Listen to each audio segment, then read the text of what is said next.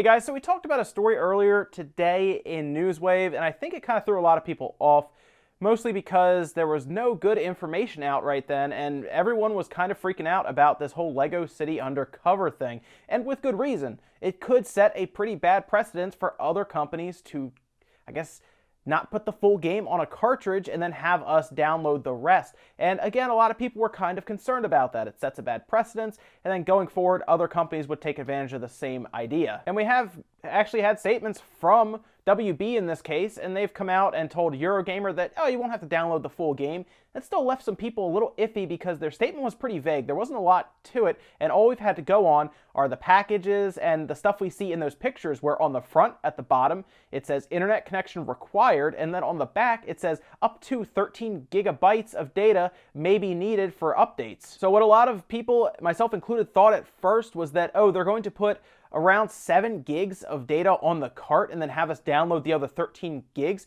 And I think the reason that is because in the store it was being shown for about 7.1 gigabytes, but we do know that the original Wii U game was roughly 20 to 21 gigabytes, and that is a pretty big difference. That means that we would have to download 13 gigabytes to then even that out. Now, I do think this game will come in a little smaller, considering the Xbox One version is around 18 gigabytes. I think they have some new optimization stuff that they can use to fix a lot of the bloated software that was on that Wii U version.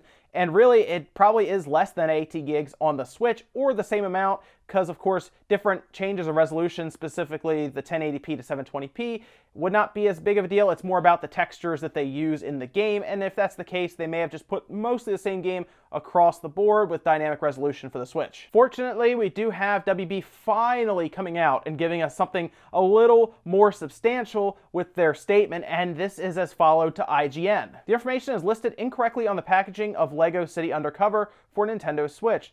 Players who purchase a physical copy of Lego City Undercover on Nintendo Switch at retail are getting the complete game and do not need to download additional content to enjoy the full experience. An internet connection is not required to play the game. The only internet connection suggested is to download the typical content update patch. I think a lot of us are hoping that typical content update patch is not a lot. On the back it says 13 gigabytes. I hope that's not the case. I hope it's just a standard less than a gigabyte, hopefully, of possibly update. Maybe they found some security bugs or something while they were finishing up testing and it was too late to then add it into the shipped game. It happens all the time. We get day one updates almost constantly now, right? You get a game out, you have something you have to download for it, and that's fine as long as it's just fixing flaws and not adding the rest of the game to your system, whereas you just bought a little card that has a third of the game on there.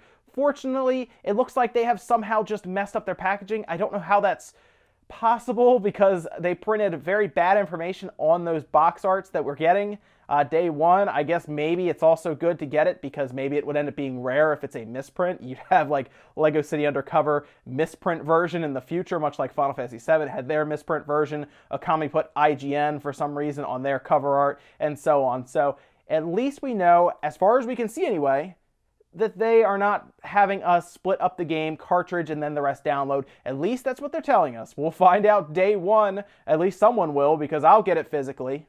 And that'll be April 4th, so we'll have to wait till then. Hopefully they're not trying to lie to us or say anything to us that is misleading us. Hopefully the full game is there on the cartridge, maybe a small update, not a big deal, and then we'll go from there. I'll let you guys know, though, because I will get it physically on the Switch just to see if that's the case. And of course, I like to play it portably. I think that'll be really cool as well. So let me know what you guys think down below, and I will see you next time.